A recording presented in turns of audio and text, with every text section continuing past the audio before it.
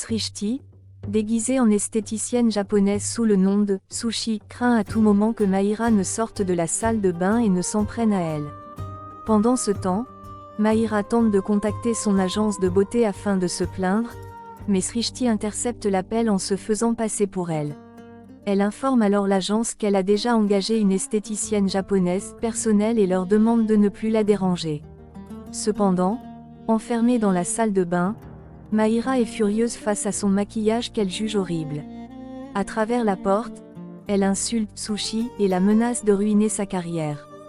De son côté, Srishti jubile intérieurement, convaincue que Mahira ne sortira pas tant qu'elle n'aura pas complètement retiré ce maquillage désastreux, une tâche qui prendra beaucoup de temps. Peu après, Ramona, la mère de Mahira, arrive devant la porte de la salle de bain. Elle annonce à sa fille une nouvelle importante: le mariage de Prita n'a finalement pas eu lieu. Bien qu'agacée, Mahira considère cette information comme une bonne nouvelle, car selon elle, cela prouve que Prita a échoué. Néanmoins, Ramona commence à s'inquiéter. Elle craint que Prita ne se rende au manoir Lutra pour empêcher les fiançailles de Karan.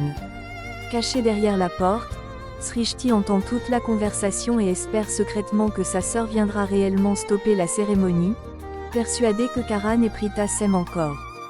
Peu après, Srishti sort de la chambre et croise Ramona, tout en continuant à jouer son rôle avec un faux accent japonais. Pendant ce temps, Prita arrive au manoir Lutra déguisée en homme sous le nom de Pritam, déterminée à retrouver sa sœur et à l'empêcher de provoquer des problèmes.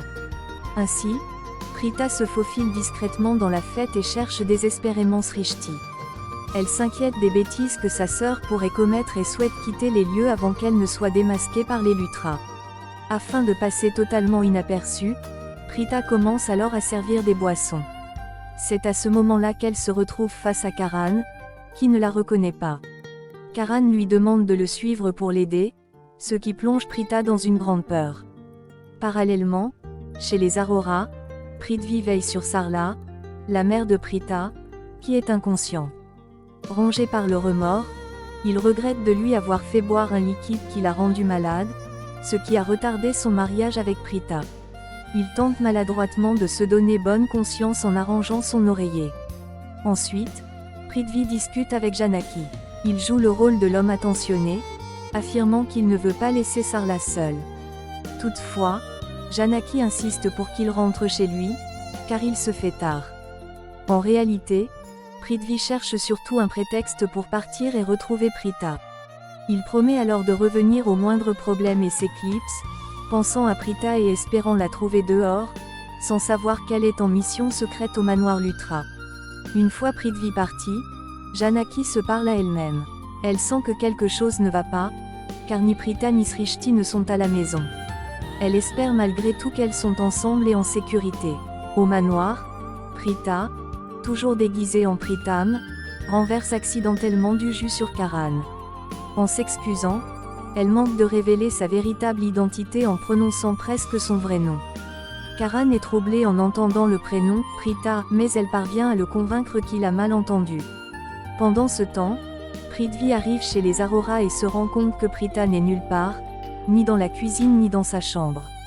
Il commence à s'impatienter et se demande où elle a bien pu aller en pleine nuit. Seul dans sa chambre, il adopte alors un comportement obsessionnel, respirant l'odeur de ses vêtements et de son oreiller pour ressentir sa présence. Janaki le surprend et lui demande une nouvelle fois de partir. De retour au manoir Lutra, Srishti constate avec panique que Mahira a presque terminé de retirer son maquillage. Elle comprend que si Mahira sort de la salle de bain, elle ira immédiatement se fiancer à Karan. Déterminée, Srishti décide de l'empêcher de sortir à tout prix. Elle envisage brièvement de la kidnapper, mais abandonne l'idée en réalisant qu'elle ne pourrait pas la faire taire seule. Elle pense alors demander de l'aide à Sami. Finalement, Srishti choisit de bloquer la porte de la salle de bain de l'extérieur. Pour couvrir les cris de Mahira, elle met la musique à fond dans la chambre afin que personne n'entende les appels au secours de la future mariée. Pendant ce temps, Karan discute avec Pritam. Il se vante de sa célébrité et lui demande s'il est fan de cricket. À la fin de la conversation, Raki arrive et questionne Karan sur son véritable bonheur à l'idée de s'engager avec Mahira. Karan affirme qu'il est heureux, tout en se sentant étrangement troublé par la présence de son mystérieux assistant. Celui-ci affirme que oui, sans hésiter. Toutefois, prétextant avoir renversé du jus sur sa veste, Karan trouve une excuse pour s'isoler dans sa chambre avec son nouvel assistant, Pritam, qui est en réalité Prita déguisé. Convaincu, Raki les autorise à monter afin de nettoyer la tenue. Pendant ce temps, Srishti, toujours déguisée en japonaise sous le nom de Sushi, retrouve Sami dans les couloirs. Totalement paniquée, elle lui avoue avoir enfermé Mahira dans la salle de bain après avoir saboté son maquillage et sa coiffure. Cependant, elle craint que Mahira ne parvienne à s'échapper, car celle-ci a commencé à réparer elle-même les dégâts. Face à la situation, Srishti propose une solution extrême. Assommer Mahira avec un bâton. Sami refuse catégoriquement, redoutant de graves conséquences judiciaires si Mahira était sérieusement blessée. Srishti change alors de stratégie et suggère d'utiliser du chloroforme afin de l'endormir. Dans un premier temps, Sami hésite à l'accompagner à la pharmacie pour se procurer le produit. Srishti utilise alors le chantage affectif, le menaçant de ne plus jamais lui adresser la parole s'il refuse de l'aider. Finalement, malgré son mécontentement face à ces méthodes, Sami cède et accepte de l'accompagner.